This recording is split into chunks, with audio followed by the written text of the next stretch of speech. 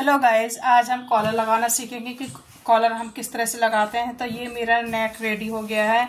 इसका भी पैटर्न मैं जरा सा आपको बता दूंगी कि ये हमने इस तरह से पट्टी लगा रखी है और ऊपर से हमने बुकरम की पट्टी लगाई है। अब आपको क्या करना है, इसको इस तरह से हमें इंची टेप से नापेंगे बिना खिंचाव कर। हमें इसको खींचना नहीं है, इस तरह से इंची टेप रखेंगे राउंड में। हम इस तरह से नापेंगे ये हमारा कितना आ रहा है, यहाँ से इस तरह से नापेंगे बिना खिंचाव करे हुए। तो ये आराम से हमें इस तरह से रखना है और ये देखना है कि हमारा कितना है। ये हमारा 10.5 आ रहा है, ये देखिए 10.5 हमारा ये कॉलर का राउंड आ रहा है। तो हम 3.5 इंच की चौड़ाई और लंबाई हम जितनी हमारी ये 10.5 आ रही है, मतलब हमारा 21 इंच की हम ये लंबाई बुकरम की रखेंगे। यहाँ से लेकर यहाँ तक हम 21 इंच की लंबाई बुकरम, चौड़ाई हम 3.5 इंच की रखेंगे। तो इसकी मैं बुकरम की कटिंग करती हूँ। ये देख सकते हैं मैंने ये बुकरम ले लिया है। तो ये 3.5 इंच हमारी चौड़ाई में हो गई इस तरह से, और लंबाई देखो ये हो गई मेरी 10.5 आ रही है। तो ये आधा इंच तो मेरी ये सिलाई मार्जिन में चला जाएगा, इसको हम जोड़ लेंगे यहाँ से। ठीक है, पूरी लंबाई इसको यहाँ से खुला हुआ है ना, डबल फोल्ड में ले ली, यहाँ पे हम सिलाई लगा लेंगे। अब हम क्या करेंगे, जो हमारे पीछे की चौड़ाई मैंने ली थी 3.5 इंच की, 3.5 इंच ये हो गया। अब हमें यहाँ से उठाव लेना है 2 इंच का। ठीक है, 2 इंच का उठाव देते हैं। इसको हम कर्व देंगे, आप स्केल की मदद से भी ले सकते हैं। ये कर्व वाला मैंने स्केल ले लिया, इसको इस तरह से रखेंगे यहाँ से लेकर यहाँ तक। तो ये हमारा कितना हमें चाहिए, पहले आप 10.5 इंच पे ये देखो, ये यहाँ पे हम 10.5 इंच पे पहले निशान लगा लें, यहाँ तक हमारा कर्व आ जाएगा। ठीक है, अब हम इसको इस तरह से नापेंगे, यहाँ से लिया और इसको हम यहाँ से नाप लेंगे। ये हमारा कर्व शेप आ गया।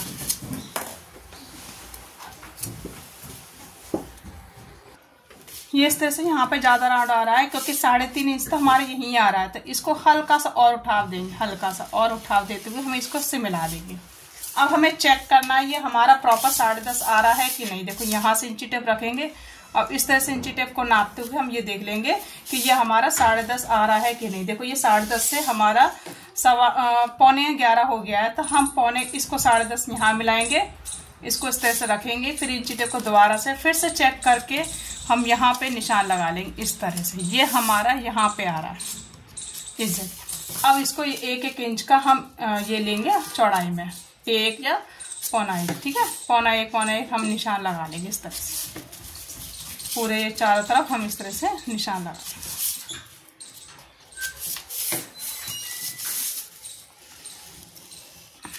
इसको इससे मिला लेंगे इस तरह से, और यहाँ से हल्का सा हम राउंड दे देंगे। ये हमने राउंड दे दी। अब इसकी हम कटिंग कर लेंगे।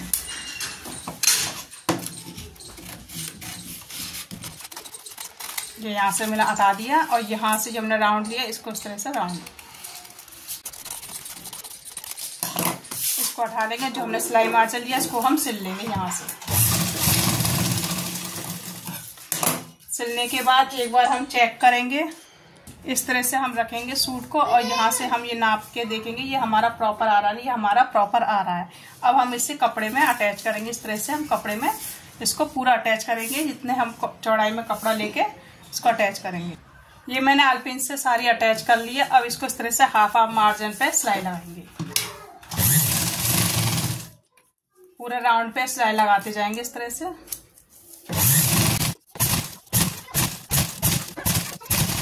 ये देखो मैंने सिलाई लगा ली। अब मैं आलपिन निकाल लूंगी, इस तरह से आलपिन निकल जाएगी सारी। अभी जो एक्स्ट्रा पार्ट है इसको हम निकाल देंगे इस तरह से। ये मैंने चौड़ा कपड़ा लिया, इसको हम इस तरह से इसको फोल्ड करेंगे इस तरह से, और नीचे मैं हाफ मार्जिन छोड़ दूंगी सिलाई के लिए। इतना हमें चाहिए सिलाई के लिए। ठीक है, अब इस पे हम पहले आलपिन लगा लेंगे जिससे ये हिले नहीं, क्योंकि कपड़ा बहुत सरक रहा है इसलिए हिल रहा है बार बार। इस तरह से हम ये आलपिन लगा लेंगे पहले।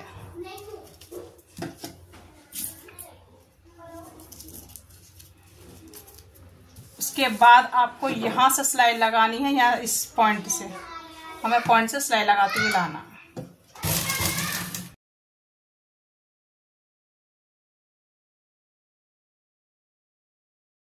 दूसरे पॉइंट पे भी आ जाएंगे और पक्का कर लेंगे जाके। अब ये आलपिन निकाल लेंगे सारी। उसके बाद यहाँ से हम कटिंग करके जो भी एक्स्ट्रा पार्ट है उसको हम निकाल देंगे।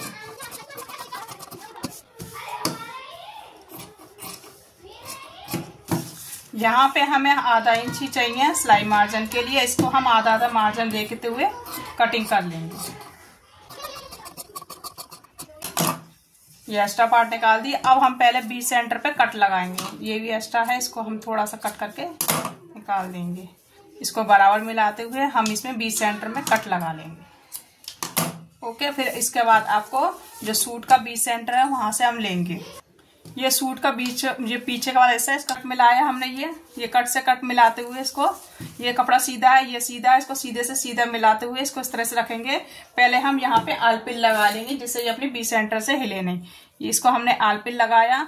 अब हम इसको इस तरह से मिलाएंगे। देखो ऐसे इसको इससे मिलाना है। बिल्कुल हमें यहाँ पे पॉइंट पे लाना है। देखो ये हम पॉइंट पे ले आएंगे। इसको अंदर करा हमने, ये चीज हमने अंदर करी। यहाँ से इसको लिया और ये लिया। इसको बराबर रखते हुए हमें यहाँ से सिलाई लगानी है। यहाँ से पहले हमें सिलाई लगानी है, इसको अच्छे से पक्का करके।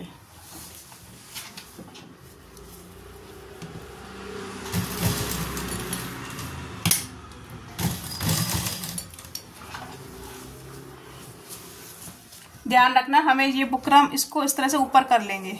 ये हम ऊपर कर लेंगे, बस आधा आधा इंच ही हमें सिलाई लगानी है।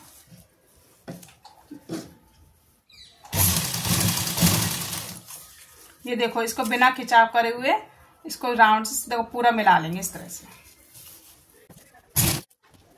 ये देखो मेरा बी सेंटर पे जो पिन लगी है, ना बढ़ा हुआ है ना घटा हुआ, बराबर आ गया है। बी सेंटर में जो आलपिन लगाई थी वो हम निकाल लेंगे। अब इसको इस तरह से रखेंगे। इसको भी इससे मिला लेंगे ऐसे। इसको अंदर करा हमने और ये हमने इसको यहाँ से मिला लेंगे। ये देखो यहाँ से ये मिला लिया। इसको बराबर करते हुए हम सिलाई लगा लेंगे।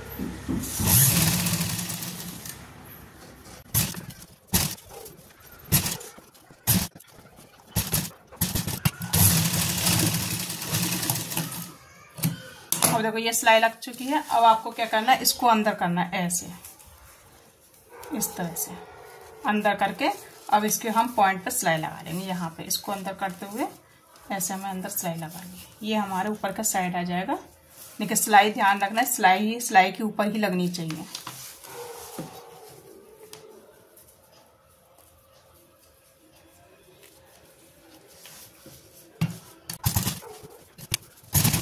ये देखो इस तरह से पॉइंट पे हमारे ऊपर सिलाई आ जाएगी।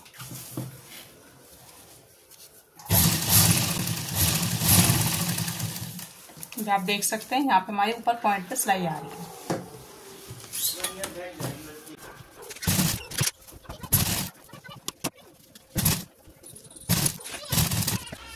सुई इसके अंदर करने के बाद इसको इस तरह से राउंड घुमा लेंगे। इसके पॉइंट पे सिलाई लगा लेंगे।